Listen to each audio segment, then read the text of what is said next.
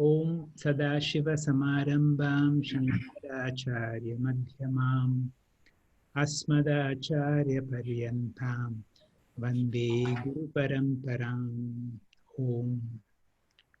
We are in the beginning of the 18th chapter of the Bhagavad Gita, where Sri Krishna is answering a question by Arjuna about the difference between Tyaga and Sannyasa. Krishna is tending to give an answer that the real meaning of sannyasa is karma yoga. Let us look into these answers. We will begin with Captain Guru. Captain Guru, please. Hari Om. Chat Naman to our teacher and Guru and all the Satsangis present in this forum today. I've been allocated verse 9 of chapter 18. Karyam iti eva yatya karma niyatam kriyate arjuna sangam tyaktva phalam chaiva satyaga satviko mataha. O Arjuna, when one performs his prescribed duty only because it ought to be done and renounces all material association and all attachment to the fruit, his renunciation is said to be in the mode of goodness. Prescribed duties must be performed with this mentality. One should act without attachment for the result. He should be disassociated from the modes of work. A man working with Krishna consciousness in a factory does not associate himself with the work of the factory, nor with the workers of the factory. He simply works for Krishna. And when he gives up the result for Krishna, he is acting transcendentally. Swami Param says, where a sattvic person is one who knows he is not yet prepared. This is very important. He should be very clearly know where he stands, because the scriptures talk about various sadhanas for students of different levels. Therefore, it is for him to decide where he stands. And this sattvic person knows what he wants is moksha. Moksha requires jnanam. Jnanam requires chitta shuddhi. Chitta shuddhi requires sattvika karmani. He does not suffer from the problem of ignorance. He has knowledge. Even if he has got knowledge, he is attached to the body problem that he will know. But this sattvic person does not have the problem of bodily attachment. He knows physical karmas involve physical strain.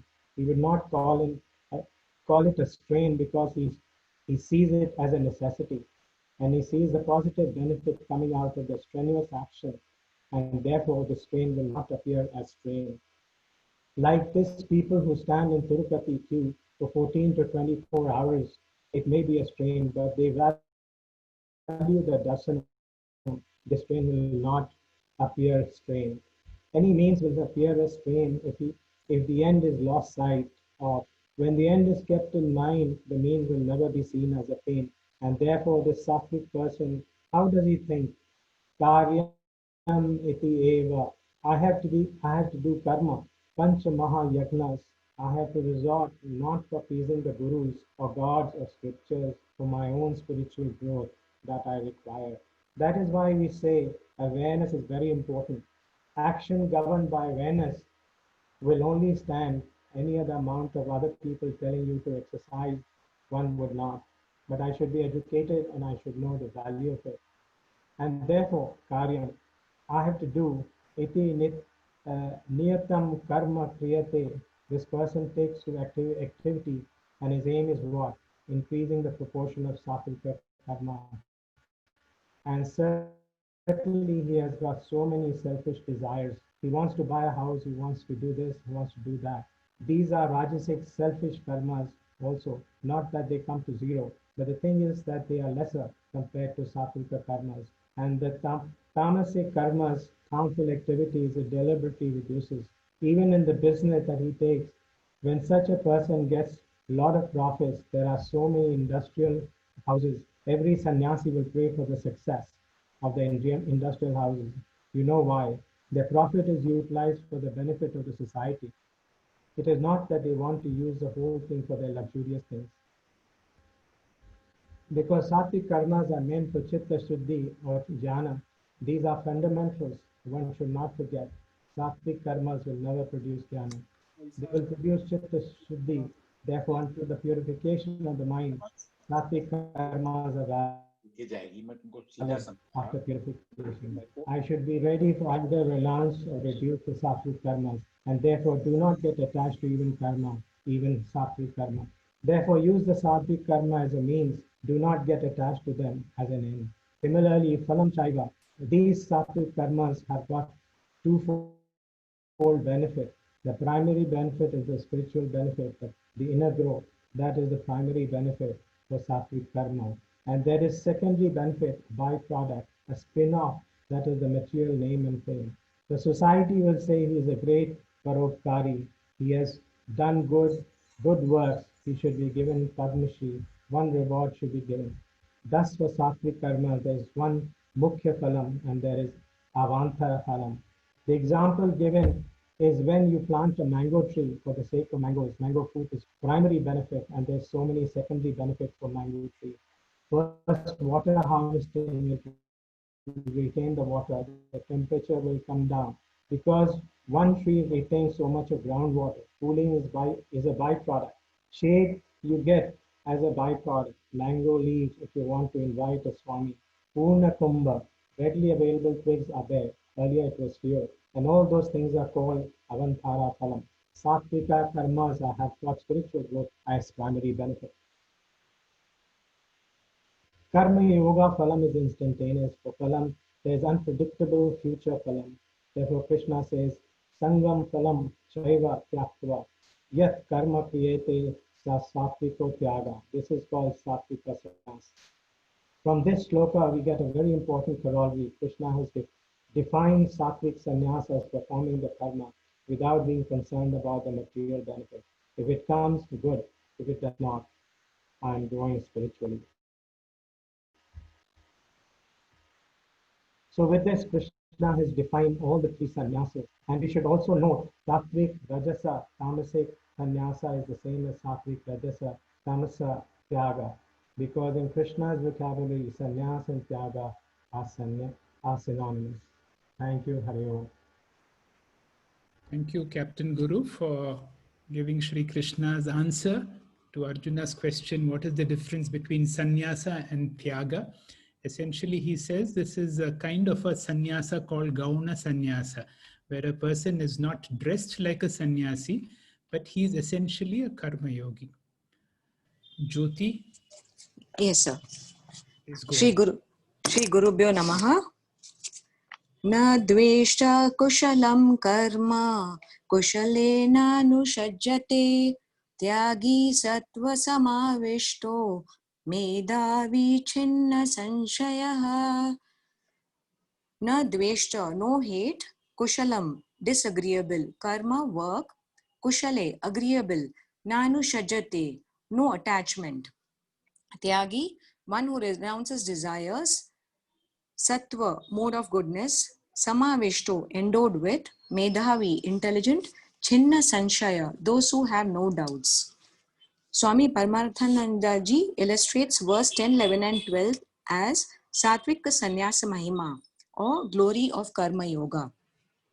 Karma is a duty, a tax one has to compulsorily pay for mere living, failure of which one bears its consequences according to the law of nature. Duties are towards myself, family, society, etc., pleasant and unpleasant. If I do it physically only, then life becomes miserable as it leads to stress and strain. But a karma yogi does it physically and mentally as a part of life. That is a difference in an ordinary person who only does pleasant duties, but an extraordinary person who does everything 100% irrespective of attachment, result. Thus, there is no raga and dvesha in him. Such a tyagi, whose every action is God's action and who is firmly rooted in his true self, is a spiritually intelligent, wise person without any doubts, cause there is no body-mind identification, but only I am. There's a small Zen story where a monk who lived in a small village was loved and respected by the people, and he was taken care of with food supplies and his stay. And there was a young unmarried girl around a teenage girl who becomes pregnant. But the doubts go to the monk, and when asked the question that who was the father, she points out at the monk. The people get very annoyed with him and they tell him to take the responsibility of the child. When the child was born, the child was handed over to the monk. The monk accepts the baby with a smile on his face, and the monk takes care of the child. After a period of 2-3 years, the girl feels guilty and she goes and announces it that it was not the monk, but it was so and so person who is the father of the person, because she was ashamed at that moment to mention it. The people feel guilty and again they go to the monk and they apologize and ask for forgiveness for their misbehavior. The monk, again with a smile on his face, returns the baby back to the mother. So this small illustration just tells us that he did not waver in the unpleasant and the pleasant situation. He was equanimous in both the situations. Thus, the summary of the verse is that the karma yogi is samatva, is equanimous, balanced in all circumstances. He is kushal, that is dexterity in action, and dukkha sanyoga viyoga, that is, as long as it doesn't belong to body mind identification without any upadhis, and he is firmly rooted in his highest knowledge, his true self ananda, is the message of this verse. Hari Om. Thank you, Jyoti, for a nice explanation with a nice example that you give. Dr. Asha Naik's verse will be done by Vinayakan. Vinayakan, please. Hari Om, Sri Guru Bhyo Namah. So the 11th verse goes like this. Nahi deha brada shakyam yaktum karmanya sheshadaha yastu karma phalatyagi satyagi abhidhiyate. The meaning, by one who is identified with the body, it is not at all possible to renounce actions completely. But he who renounces the result of actions is said to be a renouncer. So previously Lord Krishna said that an impure person should not give up religious activity, spiritually purifying activities in the form of yajna, dana and tapa. In this verse, Lord Krishna says, one cannot renounce. Earlier it was one should not. How one cannot also? Because as long as one is alive, karma or activities are inevitable. So I want to work for this body. So if I'm living in this body, I want to nourish this body by food, water, and bhiksha, everything. So no human being can totally renounce karma because survival requires karma. The body will become free of karma only after death. So Lord Krishna gives a warning. Karmanni sheshadaha yaktum na shakyam. Perhaps you can change the type of karma or you can reduce certain karmas. But total renunciation is not possible. Chinmayananda Swamiji beautifully says, as long as I am living, every moment of life, I am benefited from the nature. The nature is giving food, water, air, everything. So I want to give back something for them, to the plants or to the human beings or to the animals, everything. So that is in type of renas we can give back. So in third chapter we are studying beautifully about Panchamaha. So that is the same renam here. So we want to do Pitrayajna, Devayajna, Rishiyajna, Budayajna, Manushayajna in the form of renas. Therefore, Lord says, do karma, give up the anxiety regarding the result. So karma phala tyaga bhava. Do the karma but renounce the anxiety. In second chapter, 47th verse, Lord explains, Karmanye vadigarasya ma phaleshu kadachana ma karma phala hedur bhuhu made sambosta karmani. You have the right to do the action, but not the result. So in third chapter, we studying detailedly that you have to perform the duties as Ishvara Arpana Bhava. And result, whatever result you are getting, receive it as Ishvara Prasada Bhava. So no anxiety required, nothing required. So through these verses, Lord explains how a karmi becomes karma yogi. And whatever the results comes, receive it as Ishvara Prasada Bhava. And whatever Bhagavan gives, it is for my spiritual growth, my inner growth. So, yastu karma phalatyagi. The one who gives up the anxiety regarding the fruits of karma, syatyagi. He alone is a Satvika Tyagi, otherwise called as Karma Yogi. Thank you, sir. Thank you, Vinayakan, for a simple and a clear explanation. We shall go to the next speaker, that will be Panaga. Hari Om, Shri Gurubhyo Namaha. Anishtamishtam mishram cha trividham karmanah phalam bhavatyattyaginam pretya natu sannyasinam kvachit.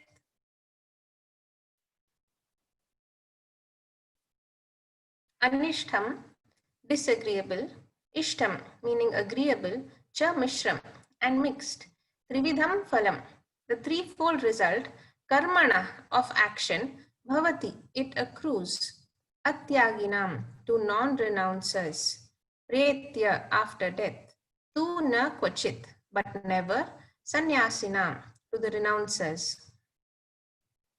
A great teacher, when introducing a new subject, always tells us what he is going to teach, teaches it, and then again tells us what he has taught. So the greatest of teachers, Lord Krishna, gives us the summary of the Gita in the 2nd chapter, then goes on to explain it in great detail, and finally completes his teaching by again summarizing it all in the 18th chapter. In this verse, Lord Krishna tells us what will happen to those who don't become karma yogis. He calls them atyagis, non-renouncers, because they are still very attached to the results of their actions. They will always be subject to the threefold result of sukham, dukham, and often a mishra of both. These karmis are so worried about the result that they will resort to immoral methods to swing it in their favor, like fixing a match. Swamiji says, we easily justify such actions as necessary evils in Kali Yuga, but no matter what the justification, we have to bear the result of our actions. The result can be Trividham Phalam, threefold, Anishtam, Ishtam, and Mishra Phalam.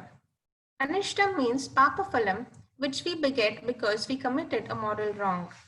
Ishtam refers to Punya Phalam, appropriate to the good that we have done. And many times our actions comprise of both good and bad, leading to Mishra Phalam. All these phalams will give us Sukha Dukha in this life and also after death, Pretya. Therefore, Anishtam will lead us to a lower order of life, an inferior Janma. Ishtam will take us to a higher order, and Mishra will keep us in the same plane. Whatever be the plane, all karmis are stuck in samsara, Janma after Janma. What is the easiest way out? By renouncing the fruits of our actions, that is, by becoming Sattvika Sannyasis or Karma Yogis. How does the Karma Yogi break out of samsara? By following the Ishwararpana Buddhi and Prasada Buddhi, a Karma Yogi's mind gets purified. Like the old proverb says, when the student is ready, the teacher appears. The Karma Yogi's Chitta Shuddhi will lead him to a guru at the appropriate time. The guru then takes him through Vedanta Shravanam, Mananam, and Nididhyasanam, finally leading to Gnanam and Moksha. With this verse, Sri Krishna concludes his teaching of Karma Yoga in the 18th chapter, clearing Arjuna's doubt about sannyasa. Krishna equates sannyasa to Tyaga, which is equated to Karma Yoga. For unrefined people like most of us, including Arjuna, sannyasa is not running away to Rishikesh, but doing our duty here and now with an expanded, balanced mind. Thus, Sri Krishna finally compels Arjuna to do his duty, that is, pick up his bow which he dropped in the 1st chapter and fight the Mahabharata war. Thankfully, none of us have to kill our kith and kin. We have far easier duties to perform. Just like we perform puja every day, reverentially, without any stress about the outcome of our prayers, let us consciously perform every duty as if the Lord has asked us to do so. Whatever is the result, we shall gracefully accept, for the Lord has sent it for our Chitta Shuddhi alone. Through this elevation in our mindset, we can rid ourselves of the unnecessary stress and strain attached to everyday life. If I can add to what Rudyard Kipling said, if we can meet with success and failure and treat those two imposters just the same, we have conquered our minds, and that should be our aim. Thank you. Hari Om. Thank you, Panaga. That was a very nice, clear explanation of the verse about what is Tyaga, what is Sannyasa, and what is Karma Yoga. Essentially, all three of them are one and the same. Nilima, verse 13, please. Jai Gurudev. 18th chapter, it is a condensation of the entire Gita. In the first 12 verses of the 18th chapter, Lord Krishna dealt with the first stage. Karma Yoga is also called as Sattvika Sannyasa. In reply to Arjuna's question, Karma Yoga makes a seeker sadhana chatusta sampanna and prepares individual for the second or the final stage, which is Jnana Yoga. Jnana Yoga has been elaborately dealt in several occasions in 2nd, 4th, 5th chapter, so on.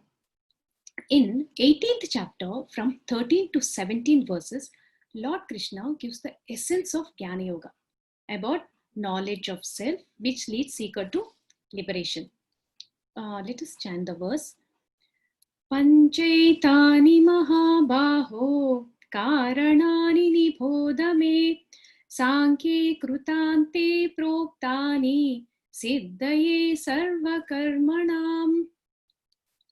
Mahabaho, O Arjuna, nibodhame, know from me, etani, these, pancha, 5 factors, karanani, siddhaye, causes for the accomplishments, sarva karmani, of all actions, proktani, as declared, Sankyam in Upanishads, Vedas, krutante, which is the end of all the actions.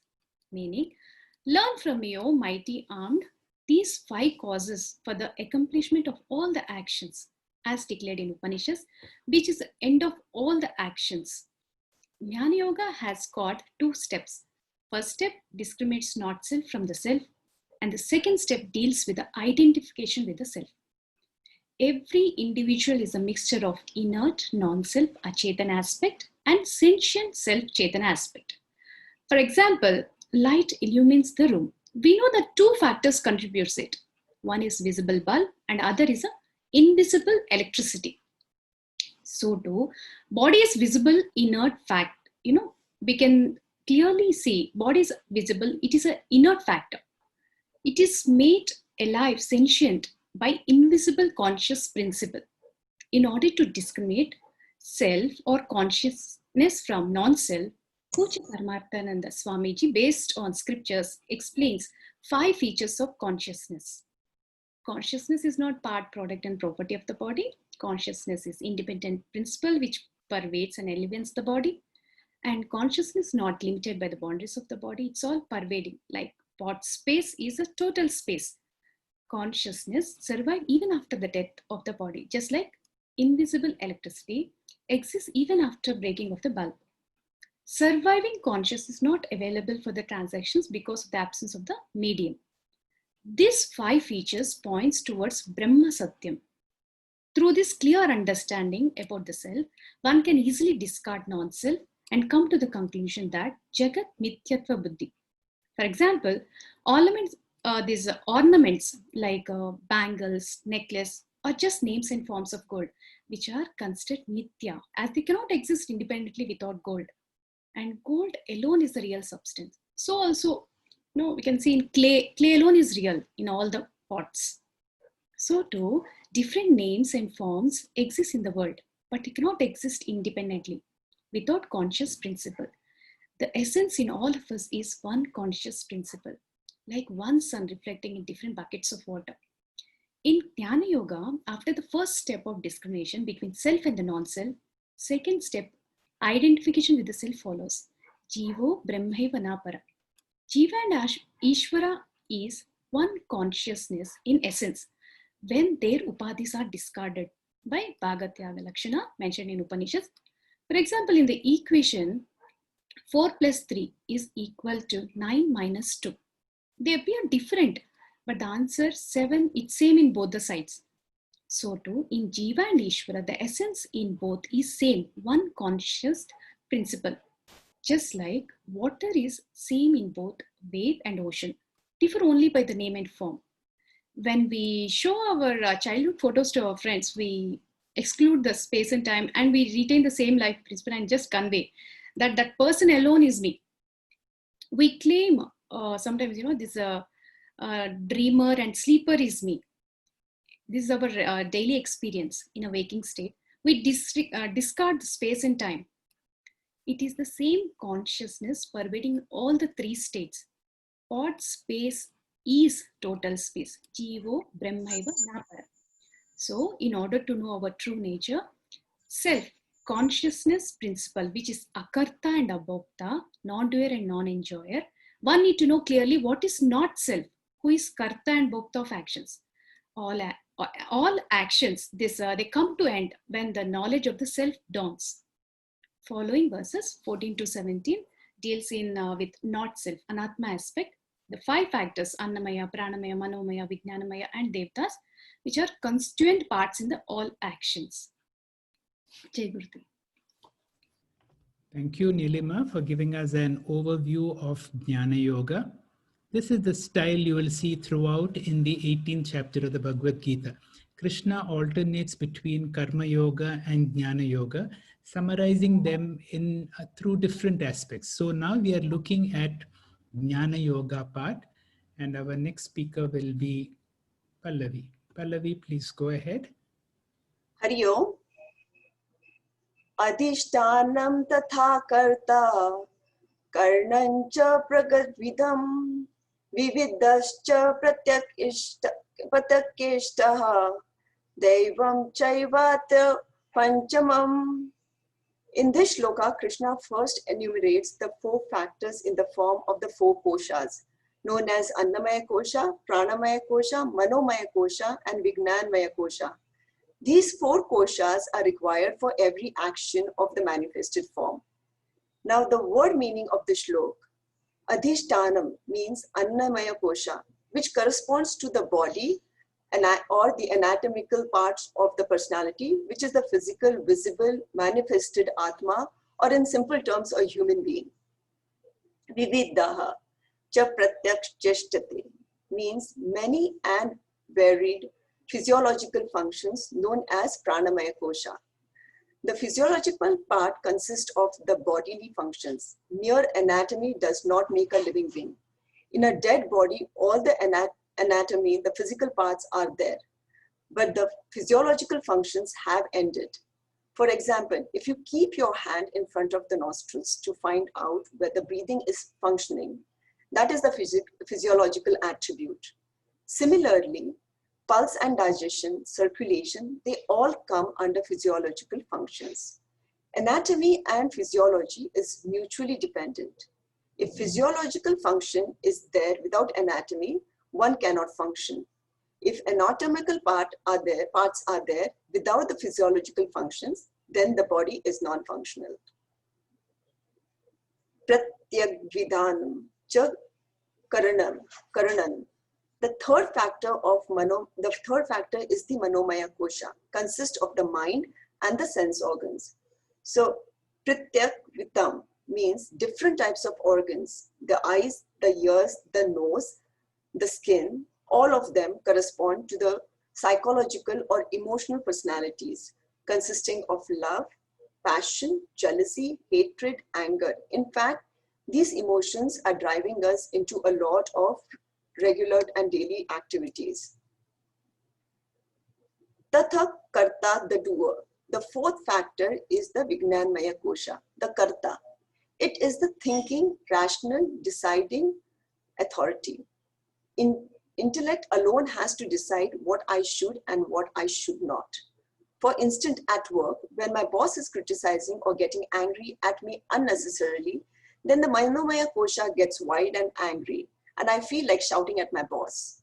Vijnanmaya Kosha reminds me, if you shout at your boss, then you will lose your job.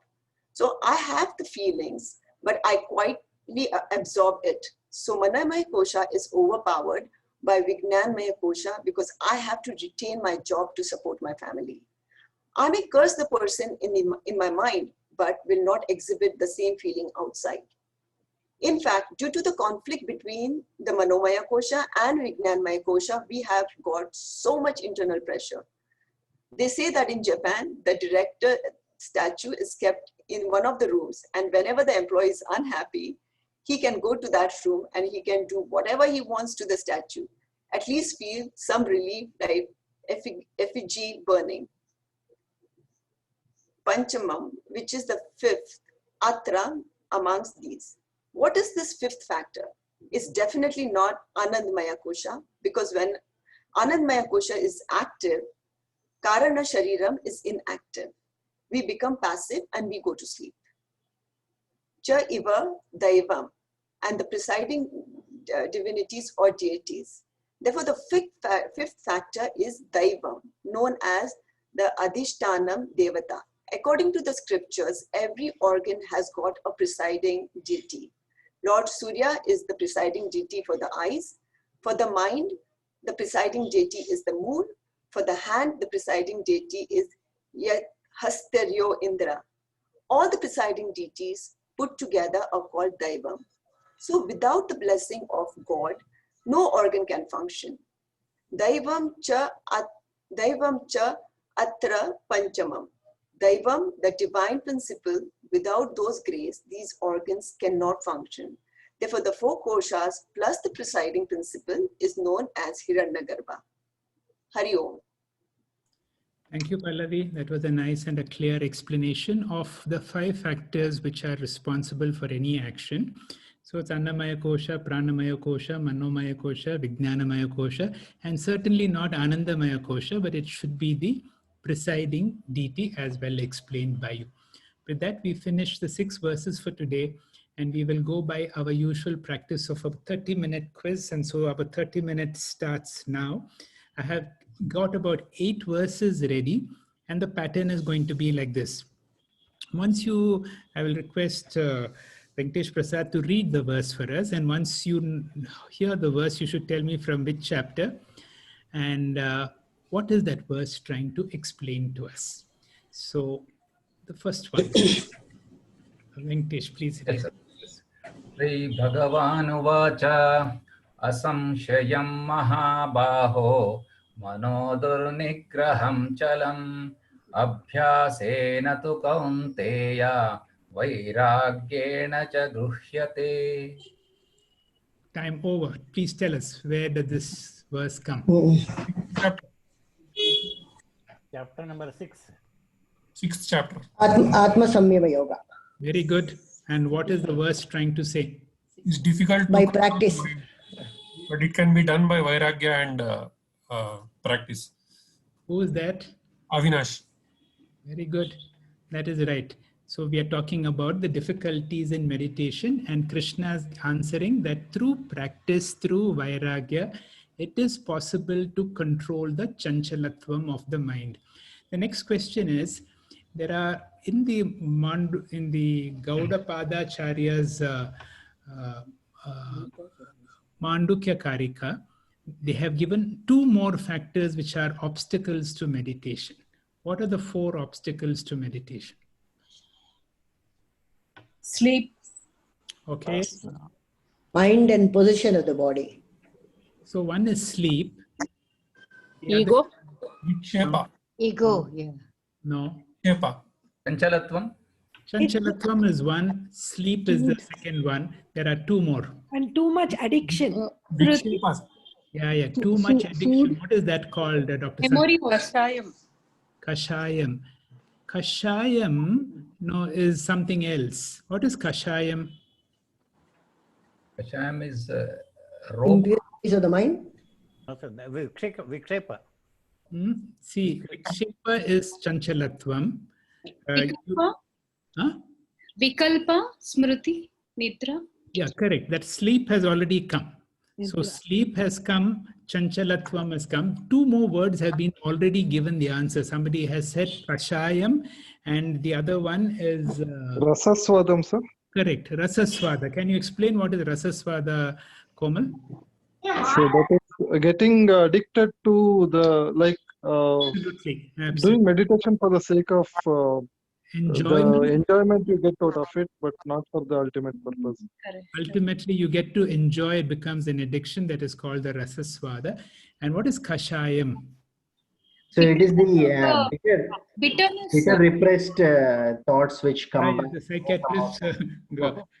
I will request Neeta, please explain all these.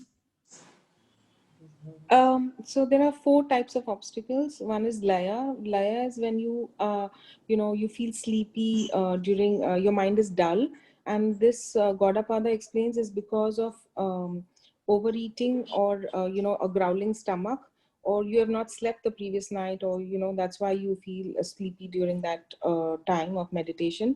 Kashaya is you have repressed the emotions, and because of some some event that has happened, and then you feel like crying during the meditation.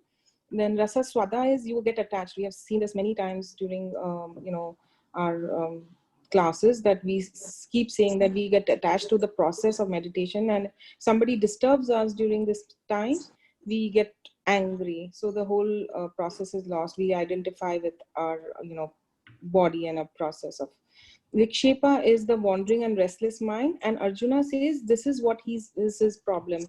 He has a restless mind and wandering mind. As soon as he gets into the process of meditation, he can't keep his focus there. And Krishna, in verse 35 says that Mahabaho, he calls him Mahabaho. You are, you're holding so many instruments of. You're a strong one, and why can't you control your mind? But this happens to everybody. Asanshaya, doubtlessly this happens to everybody, and there are 2 remedies he offers: Vairagya and Abhyasa. Vairagya is dispassion. We all know that. Reducing our likes and dislikes, and moving from world dependence to God dependence, and then to self-dependence. In Abhyasa is all about practice. This is a key thing. It has been mentioned in many, actually this verse is taken from Patanjali, one of Patanjali's works. And Abhyasa is something which we all need to do every day, all the time. Practice, practice, practice, because all of us are having this knowledge, but we are not, internalizing it. So practice sadhanas, all our sadhanas we have to do. And again, this practice will come with time. In the beginning, it will be harder, but we will get to it. Yes, Neeta, thank you. Thank you very much. That was a nice explanation. Venkatesh, please. Yes, sir. Shri Bhagavan Uvacha Sannyasa Karma Yogascha Nishreyasakara Bhuvau Tayostu Karma Sannyasat Karma Yogo Vishishyate. Which chapter this comes in? This chapter? Karma sannyasa. Karma sannyasa. Correct. Chapter 4. All right. Now, what is this answer by Shri Krishna for?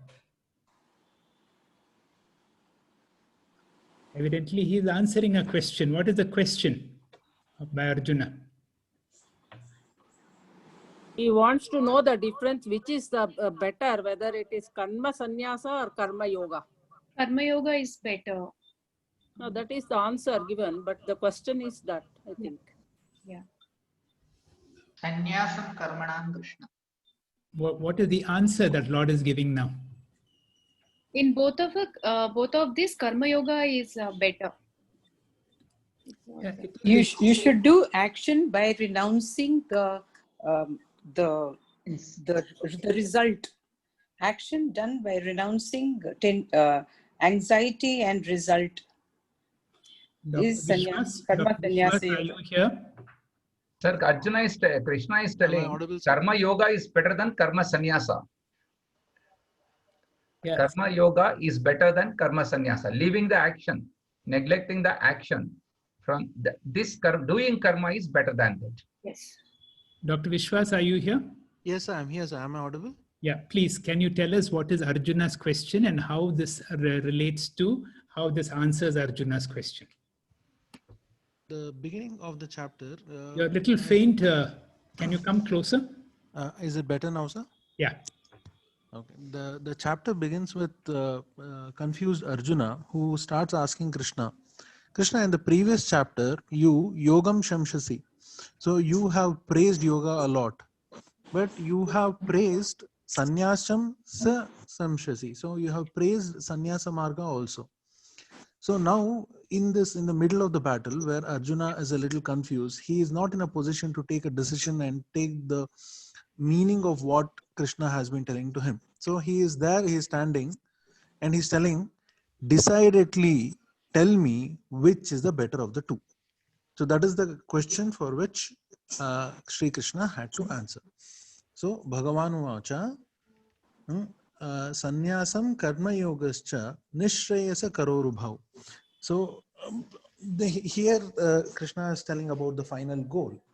The final goal of the moksha can be reached by you being a sannyasi or you being a karma yogi. So again, previously we have understood that everyone has to go through karma yoga, then they have to go through gnana yoga to reach the moksha. So for this pathway though is compulsory for everyone, you have two methodologies or two pathways in which you can go forward. That is pravritti marga and nivritti marga. So one has to be either a grihastha or one can be a sannyasi. So in these two margas, which marga is better? That is where Krishna is bringing or getting the answer from. Sannyasa means you are renouncing everything and you are taking up sannyasa, and they have their own karmas to do. They have their own karmas which they have to follow. But Krishna says that this is a difficult path because most of us who are born and brought up in the current world, we have our own mentality which is already developed, and suddenly to leave everything and take up sannyasa will be a very difficult aspect, because if you have the right mentality, you can go into sannyasa. Sannyasa is not possible by everyone. That is why we also should remember that Vedavyasa or Krishna or Arjuna, none of them were sannyasis. They all were going to the path of moksha, but they were going in the pravritti marga. So in this, the few more points that Krishna tells, which is in one part that is important that we need to remember, is the concept of grihastha sannyasi. Who is a grihastha sannyasi? So, sa grihastha sannyasi yona dveshati na kankshati. So once you are in the grihastha life, it is inevitable for you to develop likes and dislikes, to have various external factors acting upon your life. However, one should not get enslaved by this raga and dvesha. So a person who is able to detach himself, he is able to master himself from these binding desires, he, even though is a grihastha, he is acting as a sannyasi. Again, we are coming back to the same concept in which you are doing your duty, but with the right attitude. You are having prasada manobhava and you are not attaching yourself to the results that your actions are bringing to you. This way, even though you are in a grihastha marga, you are acting like a sannyasi, and once your karma yoga is progress enough and you are having enough chitta shuddhi, you can progress on to other factors of shravana, manana, nididhyasana, and you can progress towards the moksha. So can I go through the slides, sir? If I have missed out any points, I'll just see. No. Yeah, I think I have covered everything. So yes, thank you. Covered. You will see exactly what Sri Krishna is answering in the 13th chapter. So you will see Krishna is very consistent about that. So he is recommending us that to be grihasthas, but to be mentally a sannyasi. This is what is called a gauna sannyasa. we go to the next question. Venkatesh, can you read this verse for me? Yes, sir. Third question. Prapya punyakritam lokan ushitva shashvati samah shuchina srimatam gehe yoga prashto vijayate. Very clear. Which chapter? Yoga Prashta. Sixth chapter, sir. Yoga Prashta. Sixth chapter.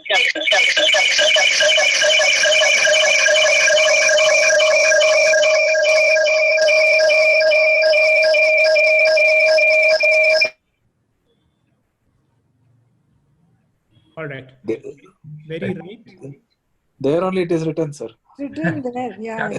Number is written there, sir. It was the clue is given there. Okay, what is the answer? What is Sri Krishna saying here? Those yoga prashtas will be born in a comfortable family, a pious family, Shuchinam Srimatam family. Will continue from where they have left in the previous janma. This is also a question. What is Arjuna's question? What happens to the people who have started in the spiritual halfway through. Or halfway through.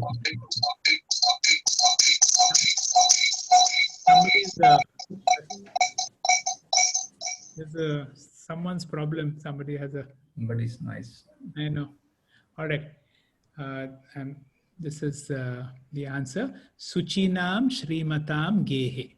So you're born to a well-to-do family where the environment is very conducive for you to continue from where you have stopped. So Krishna is reassuring that for just in case, you're not able to attain in this life, don't worry. This is what is a yoga prashta. Please read this.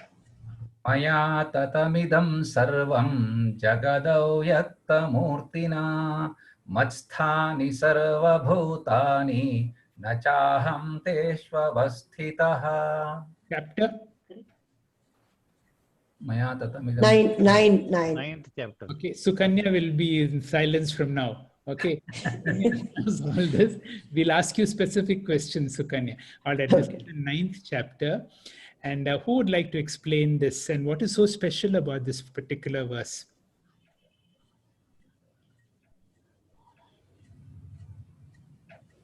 I am the Karana of this whole world. I am not in them and they are Matsthani Sarva Bhutani. Nachaham Teshva. Okay, it can be improved upon. Anybody else can improve upon this verse. And I want to know, why is this verse considered like one of the special verses? I'm the Adhisthana for the entire universe. Anybody else can give me a better explanation? Maya tatamidam sarvam. That means I pervade in and through this world in an unmanifest form. Very similar to mattaha parataram nanyat kinchidanti dhananjaya.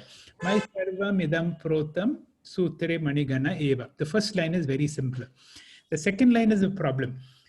Masthani sarva bhutani nachaham tesha vastitaha. They are all in me and I am not in them. Okay. Like dream is in our waking state, we say, but we can't say in a reverse way. Googly verse, I think. Correct. This is one of the googly verses. Where does the googly verse come? Tell me. I think 6th chapter. No. In chapter 4. In chapter 2, Yanisha Sarva Bhutanam. No. Chapter 2:1 comes, sir. Focus on this only. 11th chapter. Sarva Bhutani nachaham tesha. This is 7th one, no? 7th chapter. No, this is 9th chapter. 9th chapter. I am in them, but they are not in me or something like that. Correct. Yes. Nachamastani Bhutani Pashya me yoga maishwaryam. That was the immediate next verse. See, all beings are in me, but I am not in them. The next verse he says, you see the miracle, but no beings are in me. So Krishna leaves us utterly confused. When Krishna leaves us utterly confused, then Shankaracharya comes and solves the problem. How does Shankaracharya solve the problem? They are in 2 levels. One is Vyavaharika and other is Paramatika. Who's that? Nilima, is that? Yes, sir. Yeah, that's the absolute right answer. that the only way to answer is that you have to see that there are two levels of reality. And what are the two levels of reality?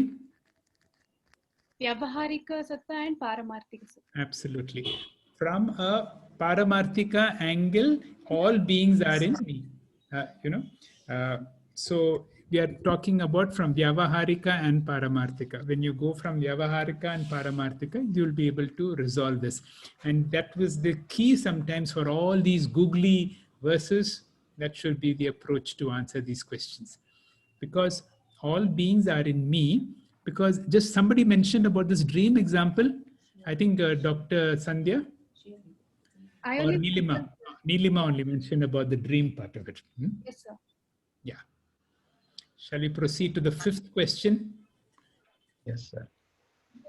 Please read the fifth question. Yes, sir.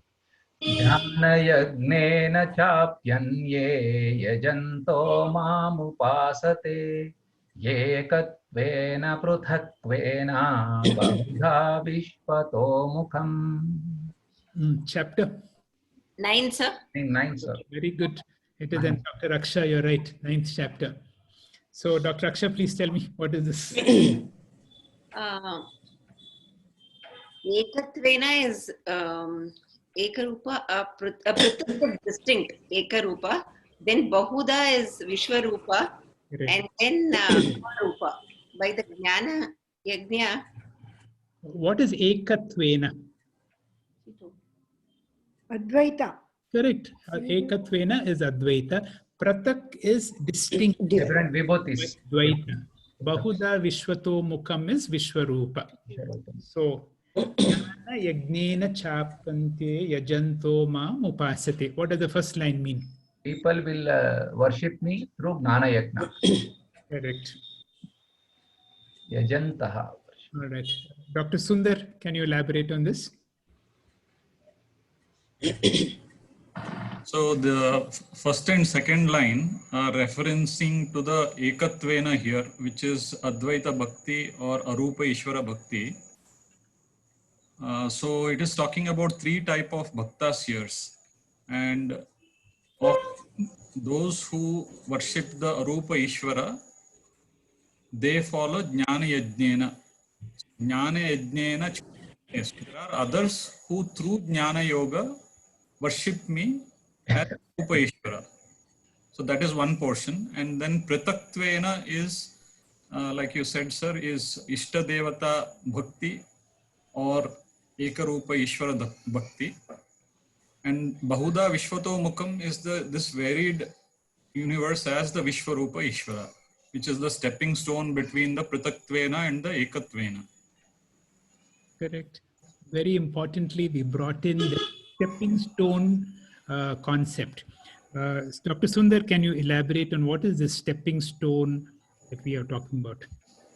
Yes, sir. So in the most basic level, which is Ishtadevata Bhakti or Ekarupa Ishvara Bhakti, God is the means and worldly accomplishments are the goal.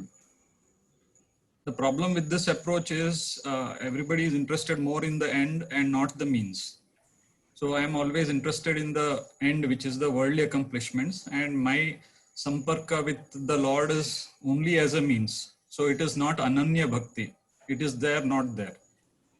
So from that level to the formless God, which is the culmination, which is Arupa Ishvara, huge jump, which is difficult to take. The reason for that is, in the most basic level, my approach to life is one of world dependence.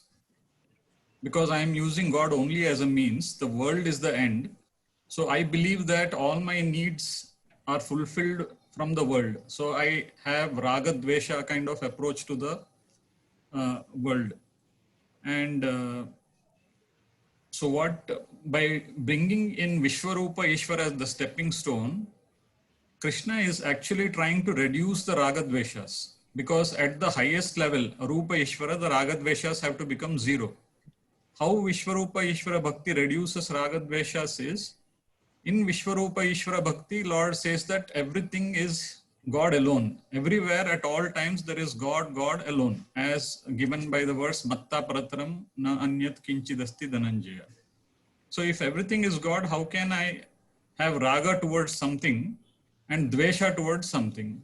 So if everything is God, my raga dveshas get diluted considerably. Therefore, it forms a stepping stone to eventually go towards a state which is zero raga dveshas. Thank you, Dr. Sundar. See, this is the key.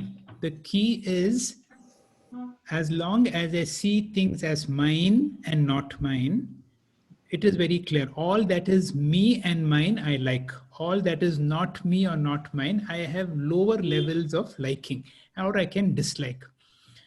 When you come to Ekatvena, when you come to an understanding that Bhagwan and me are one and the same, you should have that drishti of being able to see the whole world as me.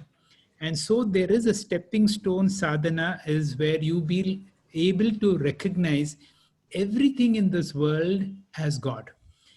Can somebody give me a few day-to-day sadhanas which will help us to see all that we see in our day-to-day life as God? Anybody? Panchayagnas? No, early morning when you wake up, touching the ground and reverence to the earth. While bathing, while eating, Reciting, while eating. Okay, Samudra Vasane Devi shloka. Samudra Vasane Devi. All right, that is the morning one. Next, continue. Yamane Chaiva. All right, 2. Then Annapurne Sadapurne. Food, 3. Aham Vaishvanaro Bhutva. Okay, that is food, 3.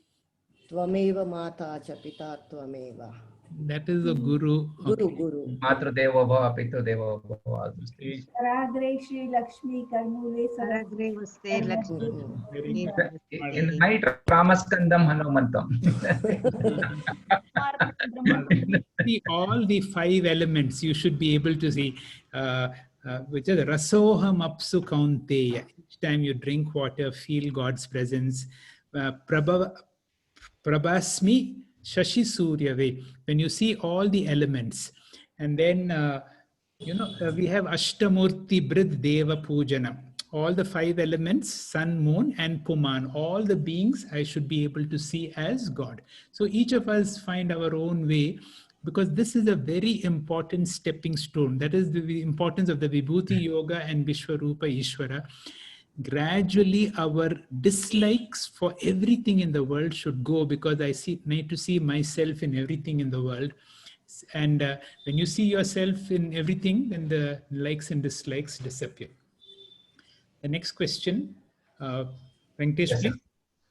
Gatir Bharta Prabhu Sakshi Nivasa Sharanam Suhat Prabhava Pralayasthanam Nidhanam Bijamauyayam. Chapter? Gatir Bharta. Kanya can answer. Yeah, he says he is the seed. He is Prakriti and Purusha. He is the Purusha. Chapter. Yeah. Chapter 9 only. No. Chapter 9. Correct. Who answered? 9. 11. 9. Correct. This is the 9th chapter. Okay, please give me the meanings of each of. What is Gatir Bharta? Gati separate, Bharta separate. Oh God. Gati is the refuge or goal or. Very good. Whatever. Good. Bharta. Sustaining. Holder. Correct. The Adhara. Prabhu. King. Lord. Sakshi. Witness. Nivasa is abode. Sharanam is refuge. Suhat. Friend. Very close friend. Prabhavaha Pralayaha. Creation, dissolution. Prabhava is manifesting, Pralaya is Dissolution. Dr. Sundar, please. Dr. Sundar, please continue on this. Yes. No, sir, I actually got it wrong. I thought it was 11th chapter. You can explain the words anyway. I'll just read it, sir. Yeah. Show the slide. Gati, I am the goal. Bharta, the sustainer. Prabhu, the master. Sakshi, the witness. Nivasaha, the abode. Sharanam, the refuge. Suhrt, the well-wisher, Prabhava, the source, Pralaya, the ground of resolution, Sthanam, the support, Nidhanam, the repository of all, Avyayam Bijam, and the inexhaustible seed. Okay, thank you. We come to the last question for the day. Oh, one more question is there. Please. Ananyaschintayanto mam ye jana paryupasate yesham nityabhiyuktanam yogakshevam vahamyaham. Chapter? 9th chapter. 9th chapter, 22. Meaning? For those who worship me with devotion, I will take care of what they need and protect what they already have. All right. This is a kind of a bhakta. Ananya. What is the meaning of the word ananya? Undivided. Undivided devotion. Other than me, nobody else. Always. All right. What is the meaning of yoga and what is the meaning of kshema? Possession. Yoga is security. Yoga is Security. Acquisition, protection. All right. Whatever needed. All right. All right. That is good. So I will come to the last verse for last thing. Please, Venkatesh, please read this for me. Manmana bhava madbhaktaha madhyaji mam namaskuru mame vaishyasi yuktaivam atmanam matparayanaha. Okay, chapter? Chapter 9, last verse. 9th chapter, last. Very good. You will see the 9th chapter is so much of bhakti. Normally we say Bhakti Yoga's 12th chapter. You will see some of the best bhakti verses here. Who can explain each of these verses?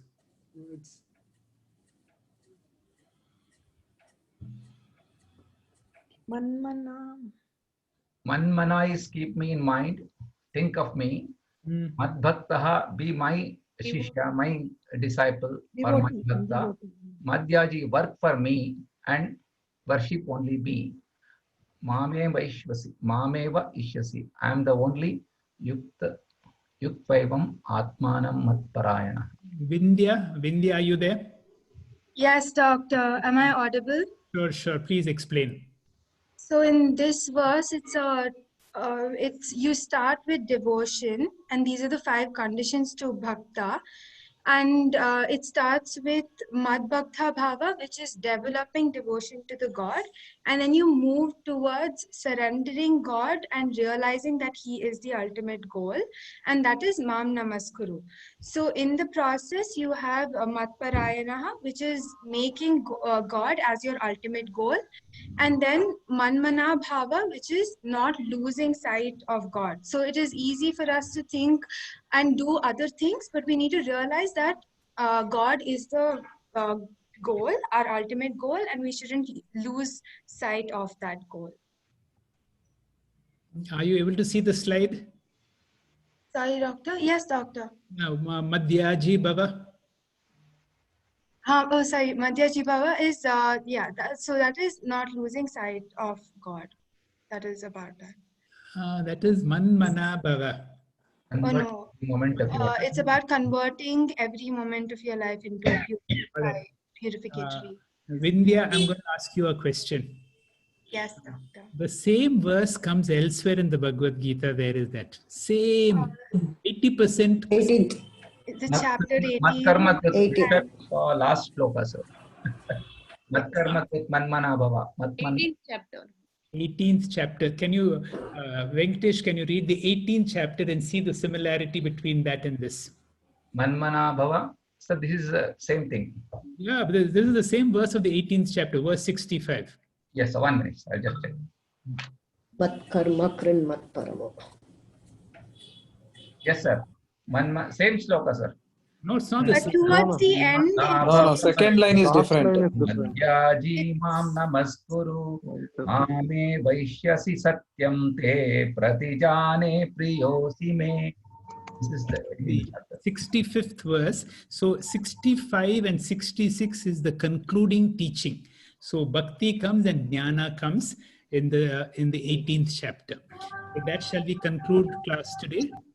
Yes, sir. Om Purnamada पूर्णमिदं पूर्णात् पूर्णमुदच्यते पूर्णस्य पूर्णमादाय पूर्णमेवावशिष्यते